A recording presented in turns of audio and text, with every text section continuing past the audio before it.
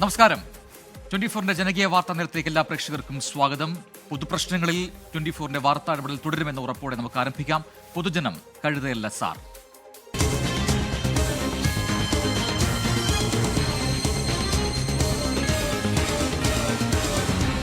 പൊതുജനം കഴുതയല്ല sir.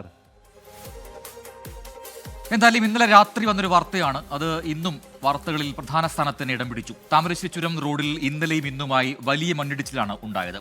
Road ഗതാഗത യോഗ്യമാക്കാനുള്ള ശ്രമം ഒരു വശത്ത് ഊർജിതമായി തുടരുകയാണ്.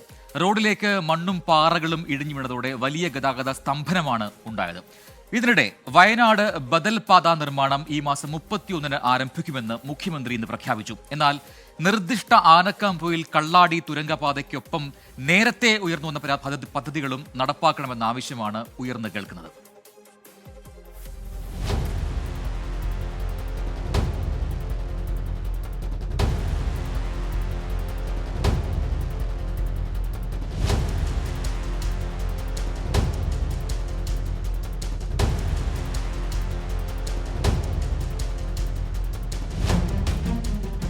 താമരശ്ശേരി ചുരം റോഡിലെ വ്യൂ പോയിന്റിലെ 9-ാം വളവിലുണ്ടായ മണ്ണിടിച്ചിൽ ആശങ്കയാകുന്നുണ്ട്. ഈ സാഹചര്യത്തിലാണ് ബദൽ പാതകളെക്കുറിച്ചുള്ള ചർച്ചകളും ഉയരുന്നത്. നേരത്തെ പ്രഖ്യാപിക്കപ്പെട്ട പല പദ്ധതികളും പാതി വഴിയിലാണ്. ബദൽ പാത പദ്ധതികളിൽ ഏറ്റവും പ്രധാനപ്പെട്ട ഒന്ന് കോഴിക്കോട് ജില്ലയിലെ മരുതിലാവ് ചിപ്പിലത്തോടിൽ നിന്ന് തളിപ്പുഴയെത്തുന്ന ചുരം ബൈപ്പാസ് റോഡാണ്. നിരവധി തവണ സർവേ നടത്തി, പ്രാഥമിക പഠനങ്ങൾ പൂർത്തിയാക്കി. എന്നിട്ടും പദ്ധതി എങ്ങുമെത്തിയില്ല. ഇതിന് സമാനമാണ് കോഴിക്കോട് ജില്ലയിലെ പൂഴിത്തോട് മുതൽ പടിഞ്ഞാറത്തറ വരെ വരുന്ന ബദൽ പാത നിർദ്ദേശവും. 1992-ൽ നടന്നതാണ് റോഡ് സർവേ.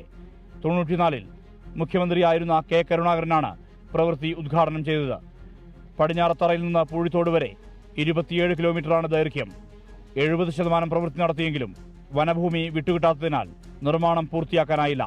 വനത്തിലൂടെ 8.25 കിലോമീറ്റർ റോഡാണ് നിർമ്മിക്കേണ്ടത്. ഇതിന് ഏകദേശം 52 ഏക്കർ ഭൂമിയാണ് ആവശ്യം. പകരം 104 ഏക്കർ സ്ഥലം വിവിധ പഞ്ചായത്തുകൾ വനംവകുപ്പിന് കൈമാറിയിട്ടും വനഭൂമി ഉപയോഗപ്പെടുത്തുന്നതിന് കേന്ദ്രാനുമതി ലഭിച്ചില്ല എന്നതാണ് പ്രതിസന്ധി. ആ റോഡ് ഉൾപ്പെടെ ഇതിൻ്റെ ബൈപ്പാസ് ഉൾപ്പെടെ പിന്നെ വിഭാവനം ചെയ്തിരിക്കുന്ന തുരങ്കപാത ഉൾപ്പെടെ എത്ര കണക്ടിവിറ്റി വന്നാലും വയനാടിന് അത് ഒരിക്കലും ചെറുതാവില്ല. വയനാടിൻ്റെ ആവശ്യത്തിന് ഇനിയും കണക്ടിവിറ്റി റോഡുകൾ ഉണ്ടാവണം. ഇപ്പോൾ കേന്ദ്ര സർക്കാരിൻ്റെ വനനിയമത്തിൻ്റെ ഭാഗമായി കേരള സർക്കാരും കൂടിയും പരസ്പരം സംസാരിച്ചാൽ ഏറ്റവും എളുപ്പത്തിൽ നമുക്ക് കൊണ്ടുവരാൻ പറ്റുന്ന ബദൽപാതയാണ് പടിഞ്ഞാറത്തറ പൂഴിത്തോട്. അത് വന്നാൽ തന്നെ വയനാടിൻ്റെ ഈ ഒരു യാത്രാ പ്രശ്നത്തെ പരിഹരിക്കാൻ പറ്റും. ആനക്കാംപൊയിൽ കള്ളാടി മേപ്പാടി തുരങ്കപാത വയനാടൻ പ്രതീക്ഷകൾക്ക് ചിറകുമുളയ്ക്കുന്ന ഒന്നാണ്. പദ്ധതിയുടെ പ്രവൃത്തി ആരംഭിക്കാൻ ഇരിക്കുന്നുവെന്നത് ആശ്വാസകരം. ബദൽ പാത നമ്മളെ സംബന്ധിച്ചിടത്തോളം വയനാട് അനിവാര്യമാണ് എന്നുള്ള കാര്യത്തിൽ തർക്കമില്ല. അതിനുവേണ്ടിയിട്ടുള്ള നല്ല പരിശ്രമങ്ങളാണ് നടന്നുകൊണ്ടിരിക്കുന്നത്. കനത്ത മഴ പെയ്താൽ താമരശ്ശേരി ചുരത്തിൽ ഇനിയും മലയിടിച്ചിലിന് സാധ്യതയുണ്ട്. ജനങ്ങളുടെ കുടുങ്ങിക്കിടക്കൽ ആവർത്തിക്കാനും ഇടയുണ്ട്. ഈ പ്രതിസന്ധി മറികടക്കാൻ വേണ്ടിയാണ് ബദൽ പാതകളെക്കുറിച്ചുള്ള ചർച്ചകളും സജീവമാകേണ്ടത്. നിർദ്ദിഷ്ട തുരങ്കപാതയ്ക്കൊപ്പം നേരത്തെ പ്രഖ്യാപിക്കപ്പെട്ട ബദൽ പാതകളുടെ കാര്യത്തിലും തീരുമാനങ്ങൾ ഉണ്ടാകണമെന്നാണ് മണ്ണിടിച്ചിൽ പശ്ചാത്തലത്തിൽ ഉയരുന്ന ആവശ്യം.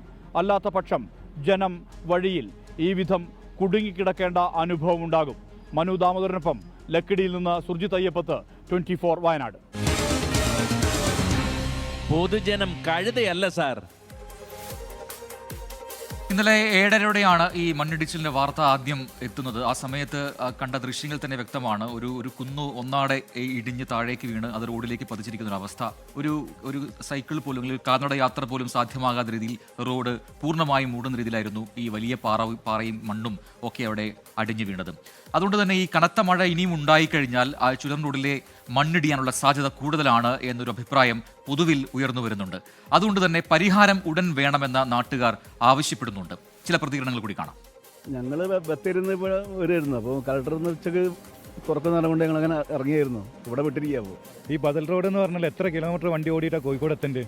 കോഴിക്കോട് എത്തുന്നതെന്ന് പറയുന്നത് നിലമ്പൂർ കാട്ടിൽ കൂടെ പോയിട്ട് നിലമ്പൂരിൽ നിന്ന് ഇങ്ങോട്ട് വരാൻ. ഇത് എന്താണ് ഗവൺമെൻറ് സ്ഥിതി? എന്തെങ്കിലും വഴി കാണിച്ചു കൊടുക്കണ്ടേ? ജനങ്ങളെ സ്വാതന്ത്ര്യമാണ് റോഡ്.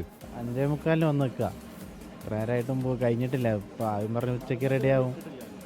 നമ്മൾ ബൈക്കിനെ വന്നതാണ്. പിന്നെ നമുക്കും പറഞ്ഞ ഒരു താമരശ്ശേരി എത്താനുള്ള ദൂരമേ ഉള്ളൂ. ഇനി നമ്മൾ അതിലെ ചുറ്റിപ്പോക്കൊക്കെ റിസ്ക്കാണ്. അപ്പോൾ ഓൾറെഡി അവിടെ ബ്ലോക്കായി കഴിഞ്ഞു. അപ്പോൾ ഇതിനൊരു ബദൽ നിന്ന് മാർഗം നമുക്ക് അവിടെ കുറ്റ്യാടി ചുരം പറയാൻ പറ്റില്ല. കാരണം രണ്ട് എൻഡിലാണ് കിടക്കുന്നത്. പ്രത്യേകിച്ച് താമരശ്ശേരി ഭാഗത്തുള്ളവർക്കൊക്കെ ആ വഴിക്ക് വരിക എന്ന് പറഞ്ഞാൽ വളരെ വളഞ്ഞ് പിടിച്ച് വരുന്ന സംവിധാനം. അപ്പോൾ അതൊരു പരിഹാരമല്ല.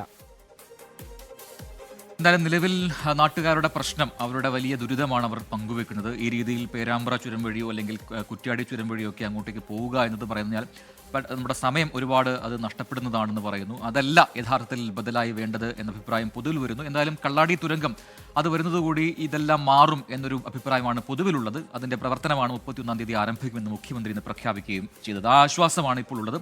എന്നാൽ താമരശ്ശേരി ചുരം വഴിയുള്ള യാത്ര അത് എന്താണ് പറയുക, പൂർണ്ണമായും സുരക്ഷിതമാണോ എന്ന് ചോദിച്ചു കഴിഞ്ഞാൽ അല്ല എന്ന് പറയേണ്ടി വരും. ഇന്നലത്തെയും ഇന്നത്തെയും ഒക്കെ ഈ സംഭവങ്ങൾ നോക്കുകയാണെങ്കിൽ. ഇനി സംസ്ഥാനം അനുഭവിക്കുന്ന മറ്റൊരു പ്രധാനപ്പെട്ട പ്രശ്നത്തിലേക്കാണ് തെരുവ് നായശല്യം. അതിന് ഒരു അറുതിയുമില്ല എന്നാണ് കണക്കുകളെല്ലാം സൂചിപ്പിക്കുന്നത്. വാർത്തകളും അതുപോലെ തുടരുകയാണ്. പലയിടത്തും തെരുവ് നായശല്യം മൂലം കാൽനട യാത്രക്കാർക്ക് വഴി നടക്കാൻ പോലും സാധിക്കുന്നില്ല എന്നതാണ് വസ്തുത. ഇന്ന് മലപ്പുറം ബീരാഞ്ചിറയിൽ തെരുവുനായ കുറുകെ ചാടി സ്കൂട്ടർ മറിഞ്ഞ് ഒരു അപകടമുണ്ടായി. സ്കൂട്ടർ യാത്രക്കാരായ 2 യുവാക്കൾക്ക് പരിക്കേറ്റു. ഗ്രൗണ്ടിൽ കളിക്കുന്നവർ, സ്കൂളിൽ പോകുന്ന കുട്ടികൾ, തൊഴിലിന് പോകുന്ന മുതിർന്നവർ, വാഹനത്തിൽ സഞ്ചരിക്കുന്നവർ എല്ലാവർക്കും തെരുവുനായ ഒരു വലിയ ശല്യമായി മാറുകയാണ്.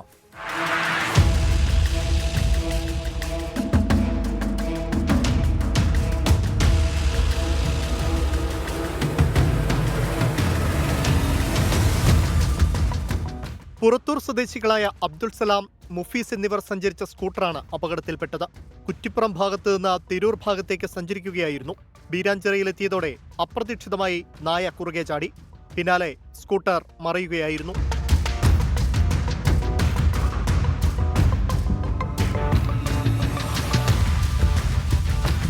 പ്രദേശത്ത് തെരുവുനായ ശല്യം രൂക്ഷമാണെന്ന് നാട്ടുകാർ. ഇത് ആരോടാണ് പരാതിപ്പെടേണ്ടതെന്ന് ഞങ്ങൾക്ക് അറിയണില്ല. എന്താണ് നമുക്കിത് ചെയ്യേണ്ടതെന്ന്. ഭയങ്കര 2 പഞ്ചായത്തിൽ അതിർത്തി പങ്കിടുന്ന സ്ഥലമാണ് തിരുനാവായ പഞ്ചായത്തും തുപ്പങ്കോട് പഞ്ചായത്തും. ഇതിൻ്റെ ആരോടാണ് ഞങ്ങളിത് പരാതിപ്പെടേണ്ടതെന്ന് നമുക്ക് അറിയണില്ല. ലോവർ പ്രൈമറി ഉൾപ്പെടെ 3 സ്കൂളുകൾ പ്രദേശത്തുണ്ട്. മദ്രസയിലും സ്കൂളിലും പോകുന്ന കുട്ടികൾക്ക് വലിയ ഭീഷണിയാണ് നായ്ക്കൾ ഉയർത്തുന്നത്.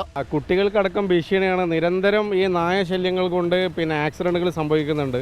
ഞങ്ങളിവിടുത്തെ വ്യാപാരികൾ പല ആക്സിഡന്റുകൾ സംഭവിക്കുമ്പോഴും അവരെടുത്ത് ഹോസ്പിറ്റലിൽ പോകാറാണ് ഞങ്ങളുടെ മിക്കവാറും ഞങ്ങൾക്കുണ്ടാകുന്ന അവസ്ഥ. ഈ നായനെ പിടിച്ചു കൊണ്ടുപോകാൻ പഞ്ചായത്ത് അധികൃതർ അതിന് വേണ്ട നടപടികൾ സ്വീകരിക്കുന്നില്ല.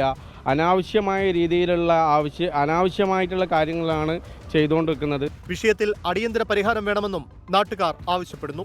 തെരുവുനായ ശല്യം ഓരോ ദിവസവും സംസ്ഥാനത്ത് വർദ്ധിക്കുകയാണ്. അതോടൊപ്പം തന്നെ ഇവർക്കെതിരെയുള്ള പ്രതിരോധ പ്രവർത്തനങ്ങളും ഏതുവരെ എത്തി എന്നുള്ള ചോദ്യവും ഇപ്പോൾ ഉയരുന്നുണ്ട്. ക്യാമറമാൻ മുനീഫ് തിരൂരിനൊപ്പം സമീർ ബിൻ കരീം, 24 തിരൂർ. പൊതുജനം കഴുതയല്ല സാർ. ഇപ്പോൾ മുഖ്യമന്ത്രിയുടെയും പ്രതിപക്ഷ നേതാവിൻ്റെയും പ്രതികരണങ്ങൾ രണ്ട് വിഷയങ്ങളിലാണ്, എങ്കിലും അത് ശ്രദ്ധേയമാണ്. അതിൽ മുഖ്യമന്ത്രിയുടെ ഒരു പ്രതികരണം ഇങ്ങനെയാണ്: ഗാന്ധിക്ക് മുകളിൽ മറ്റു ചിലരെ പ്രതിഷ്ഠിക്കാൻ ശ്രമം നടക്കുന്ന കാലമാണ് ഇതെന്ന് പറയുന്നു. മാപ്പിരന്നവരെയും പാദസേവ ചെയ്തവരെയും മഹത്വവൽക്കരിക്കാൻ നീക്കം നടക്കുന്നു. സ്വാതന്ത്ര്യസമരത്തെ ഒറ്റുകൊടുത്തവരെ മഹത്വവൽക്കരിക്കുന്നവരോട് മൃദു സമീപനം സ്വീകരിക്കുന്ന ചിലർ ഗാന്ധിയന്മാരാണ് എന്ന വേഷത്തിൽ നടക്കുന്നുണ്ട്. അവരെ കൂടി തിരിച്ചറിയണം എന്ന് മുഖ്യമന്ത്രി ചില ഉദ്ദേശത്തോടു കൂടി തന്നെ പറയുന്നു. അതേസമയം പ്രതിപക്ഷ നേതാവിന്റെ ഒരു വാർത്താക്കുറിപ്പ് ഇപ്പോൾ ഇറങ്ങുന്നു. അത് ഷാഫി പറമ്പിലെതിരായ അസഭ്യവർഷവും സമരാഭാസവും ജനാധിപത്യ വിരുദ്ധവും മര്യാദകേടുമാണ്. അതേ നാണയത്തിൽ മറുപടി നൽകാൻ UDF-നും അറിയാമെന്ന് മറക്കരുത് എന്നൊരു മുന്നറിയിപ്പാണ് ഈ വാർത്താക്കുറിപ്പിൽ പ്രതിപക്ഷ നേതാവ് പങ്കുവച്ചിരിക്കുന്നത്. ഇപ്പോൾ മറ്റൊരു വാർത്ത കൂടി ലഭിക്കുന്നു. ഫിലിം ചേംബർ തെരഞ്ഞെടുപ്പിൽ സെക്രട്ടറി സ്ഥാനത്തേക്ക് മമ്മി സെഞ്ചുറി തെരഞ്ഞെടുക്കപ്പെട്ടിരിക്കുന്നു. സാബു ചെറിയനാണ് വൈസ് പ്രസിഡന്റ്. സെക്രട്ടറി സ്ഥാനത്തേക്ക് മത്സരിച്ച സാന്ദ്ര തോമസ് പരാജയപ്പെട്ടു. YS അഭിനന്ദ് കൊച്ചിയിൽ നിന്ന് ചേരുന്ന കൂടുതൽ വിവരങ്ങളുമായി. അഭി, ഈ ഫിലിം ചേംബർ തെരഞ്ഞെടുപ്പുമായി ബന്ധപ്പെട്ടൊക്കെ നേരത്തെ ഉണ്ടായ വിവാദങ്ങളൊക്കെ നമ്മുടെ മനസ്സിലുണ്ട്.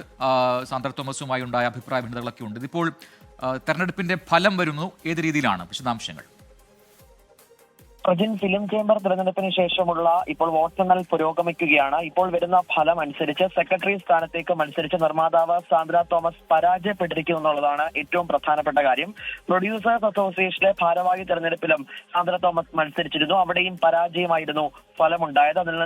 അതിൽ നിന്ന് ഒട്ടും തന്നെ മാറ്റമില്ല എന്ന് തന്നെയാണ് ഇപ്പോൾ വരുന്ന ഫലം പുറത്തു വരുമ്പോൾ നമുക്ക് മനസ്സിലാകുന്നത്. എന്തായാലും സെക്രട്ടറി സ്ഥാനത്തേക്ക് മത്സരിച്ച സാന്ദ്ര തോമസ് പരാജയപ്പെട്ടു. എതിരാളിയായിട്ടുള്ള മമ്മി സെഞ്ചുറിയാണ് ഇപ്പോൾ തിരഞ്ഞെടുക്കപ്പെട്ടിരിക്കുന്നത്. എത്ര വോട്ട് എന്നുള്ളതിന്റെ വിശദാംശങ്ങളൊക്കെ അല്പസമയത്തിനകം തന്നെ ലഭ്യമാകും. വൈസ് പ്രസിഡന്റ് സ്ഥാനത്തേക്ക് സാബു ചെറിയാൻ തെരഞ്ഞെടുക്കപ്പെട്ടിരിക്കുന്നു. നേരത്തെ തന്നെ ഫിലിം ചേംബർ ജനറൽ സെക്രട്ടറി സ്ഥാനത്തേക്ക് സോണി തോമസ് എതിരില്ലാതെ തെരഞ്ഞെടുക്കപ്പെടുന്നു.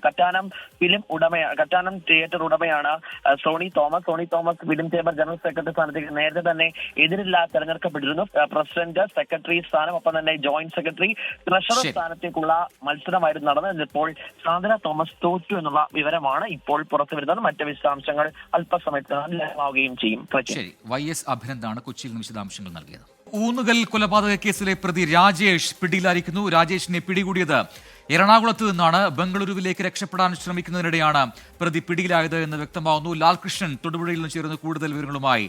ലാൽ, ഊന്നുകലിലെ ശാന്ത എന്ന സ്ത്രീയുടെ കൊലപാതകവുമായി ബന്ധപ്പെട്ടാണ് ഇപ്പോൾ ഈ പ്രതി പിടിയിലായിരിക്കുന്നത്. നേരത്തെ തന്നെ കൃത്യമായ സൂചനകൾ പോലീസിനുണ്ടായിരുന്നെങ്കിലും ഇയാൾ കേരളം വിട്ടു പോയിട്ടുണ്ടാകുമെന്ന സംശയം പോലീസിനുണ്ടായിരുന്നു. ഇപ്പോൾ എറണാകുളത്ത് നിന്നുമാണ് പ്രതി പിടിയിലായത്. എന്താണ് നമുക്ക് ലഭിക്കുന്ന വിവരങ്ങൾ? നമുക്ക് കിട്ടുന്ന പ്രാഥമിക വിവരങ്ങൾ അനുസരിച്ച് എറണാകുളത്ത് നിന്ന് ബാംഗ്ലൂരുവിലേക്ക് പോകാൻ വേണ്ടി ഇയാൾ ശ്രമം നടത്തുകയായിരുന്നു. ഇത്രയും ദിവസവും ഇയാൾ എറണാകുളത്ത് തന്നെയാണ്, അതായത് എറണാകുളം നഗരത്തിൽ തന്നെയാണ് ഒളിവിൽ കഴിഞ്ഞത് എന്നുള്ളതാണ് പോലീസിന് കിട്ടിയ വിവരം. ഇതിൻ്റെ അടിസ്ഥാനത്തിൽ എറണാകുളം കേന്ദ്രീകരിച്ചുള്ള പരിശോധനയും പോലീസിൻ്റെ ഒരു പ്രത്യേക അന്വേഷണ സംഘം, പ്രത്യേകിച്ച് കുറുപ്പംപടി പോലീസിൻ്റെ പ്രത്യേക അന്വേഷണ സംഘം ഇതിൻ്റെ ഭാഗമായിട്ട് എറണാകുളം ക്യാമ്പ് ചെയ്ത് തന്നെ നടത്തുന്നുണ്ടായിരുന്നു. അതിനിടയിലാണ് രാജേഷിൻ്റെ ഫോൺ സ്വിച്ച് ഓൺ ആകുന്നത്. അയാൾ ബാംഗ്ലൂരിലുള്ള ബന്ധുവുമായി ബന്ധപ്പെടാൻ ശ്രമിക്കുന്ന സിഗ്നലുകൾ കിട്ടിയതിൻ്റെ അടിസ്ഥാനത്തിൽ അത് കേന്ദ്രീകരിച്ച് നടത്തിയ അന്വേഷണത്തിലാണ് ബാംഗ്ലൂരിലേക്ക് പോകാനുള്ള വാഹനത്തിൽ കയറാൻ ശ്രമിക്കുന്നതിനിടെ രാജേഷിനെ പിടികൂടിയിരിക്കുന്നത്. രാജേഷ് രൂപമാറ്റം അടക്കം വരുത്തി അവിടെ ഒളിവിൽ കഴിയുകയായിരുന്നു എന്നുള്ളതാണ് വിവരം. ഇത്രയും ദിവസവും മൊബൈൽ ഫോൺ പോലും ഓൺ ചെയ്യാതിരുന്ന പ്രതി വളരെ അപ്രതീക്ഷിതമായിട്ടാണ് ഈ നീക്കം നടത്തിയത്. ഇതിലൂടെയാണ് ബാംഗ്ലൂരിലേക്ക് പോകാൻ ശ്രമിച്ച രാജേഷിനെ പിടികൂടിയത്. പ്രത്യേക അന്വേഷണ സംഘം, അതായത് ഈ കുറുപ്പംപടി പോലീസിന് നിലവിൽ രാജേഷിനെ എറണാകുളത്ത് നിന്ന് ഇവിടേക്ക് കൊണ്ടുവരുന്നുണ്ട്. നിലവിൽ അറിയുന്ന വിവരമനുസരിച്ച് പെരുമ്പാവൂരിലേക്ക് തന്നെയാണ് രാജേഷിനെ കൊണ്ടുവരുന്നത്. അവിടെ എത്തി ചോദ്യം ചെയ്യലിന് ശേഷമായിരിക്കും കേസുമായി ബന്ധപ്പെട്ടുകൊണ്ടുള്ള തുടർ നടപടികളിലേക്ക് കിടക്കുക. ASP ഓഫീസിലേക്ക് കൊണ്ടുവരും എന്നുള്ളതാണ് നമുക്കിപ്പോൾ കിട്ടിയിരിക്കുന്ന വിവരം. കഴിഞ്ഞ 22-ാം തീയതി ഈ സംഭവം നടക്കുന്നതിൽ ഏറ്റവും നിർണായകമായ ശാന്തയുടെ മൃതദേഹം കണ്ടെത്തുന്ന അതേ ദിവസം തന്നെയാണ് രാജേഷ് ഈ നാട് വിട്ട് മുങ്ങുന്നത്. രാജേഷ് ആ സമയം പോലീസ് അവിടെ പരിശോധന നടത്തി അവിടെ ഒരു മൃതദേഹമുണ്ട് എന്ന് ഉറപ്പിക്കുന്ന സമയത്ത് പോലും ഊന്നുകല്ലിൽ രാജേഷ് ഉണ്ടായിരുന്നു. 18-ാം തീയതി കൃത്യം നടത്തിയ ശേഷം എല്ലാ ദിവസവും രാവിലെ വന്ന് പോലീസിൻ്റെ നീക്കങ്ങൾ എന്താണ്, ആ വീടുമായി കേന്ദ്രീകരിച്ച് എന്തെങ്കിലും പരിശോധന നടത്തുന്നുണ്ടോ എന്ന കാര്യങ്ങൾ കൃത്യമായി നിരീക്ഷിച്ചു പോകുന്നതാണ് രാജേഷ്. അതിനുശേഷമാണ് 22-ാം തീയതി പോലീസ് മൃതദേഹം കണ്ടെടുത്തു എന്ന് മനസ്സിലാകുന്ന രാജേഷ് കോതമംഗലത്ത് വന്ന് തൻ്റെ കാറ് ഒരു ആൾട്രേഷൻ ഷോപ്പിൽ ഏൽപ്പിക്കുകയും അവിടെ കാറിൻ്റെ സീറ്റ് കവർ മാറ്റാൻ പറഞ്ഞ ശേഷം അവിടെ നിന്ന് പോകുന്നത്. രാജേഷ് അവിടെ നിന്ന് ഒരു ബസ്സിൽ കയറി ആ പെരുമ്പാവൂർ ഭാഗത്തേക്ക് പോകുന്നതിൻ്റെ CCTV ദൃശ്യങ്ങൾ പോലീസിന് കൈവശം കിട്ടിയിരുന്നു. പെരുമ്പാവൂരിൽ നിന്ന് മറ്റൊരു ബസ്സിൽ കയറി ആലുവ ഭാഗത്തേക്ക് പോകുന്നതും കണ്ടറിഞ്ഞിരുന്നു. പ്രതി ജില്ല വിട്ടു പോയിട്ടില്ല എന്ന സൂചനകൾ പോലീസിന് കിട്ടിയതിൻ്റെ അടിസ്ഥാനത്തിലാണ് കൊച്ചി കേന്ദ്രീകരിച്ചുകൊണ്ട്, പ്രത്യേകിച്ച് മട്ടാഞ്ചേരി, ഫോർട്ട് കൊച്ചി പോലുള്ള മേഖലകൾ കേന്ദ്രീകരിച്ചുകൊണ്ടുള്ള അന്വേഷണത്തിന് എന്തായാലും കൃത്യമായ വലിയ ആസൂത്രണം ഈ കൊലപാതകത്തിന് പിന്നിലുണ്ട് എന്നാണ് പോലീസ് ഇപ്പോൾ അനുമാനിക്കുന്നത്. അതോടൊപ്പം തന്നെ രക്ഷപ്പെടാൻ പല പഴുതുകളും ഈ പ്രതി ശ്രമിച്ചിരുന്നു. അതിൽ ഏറ്റവും ഒടുവിലാണ് ഇപ്പോൾ പോലീസിന്റെ പിടിയിലായിരിക്കുന്നത്. എന്താണ് യഥാർത്ഥ മോട്ടീവ് ഈ മർഡറിന്റെ എന്നുള്ള കാര്യങ്ങളൊക്കെ വരും മണിക്കൂറുകളിൽ ഒരുപക്ഷെ പുറത്തു വരുമെന്ന് പ്രതീക്ഷിക്കുന്നു. ബുള്ളറ്റിൻ പൂർത്തിയാവുകയാണ്. 24 റൗണ്ട് അപ്പുമായി സുഹൈൽ മുഹമ്മദ് ചേരും പ്രേക്ഷകർക്കൊപ്പം. നമസ്കാരം.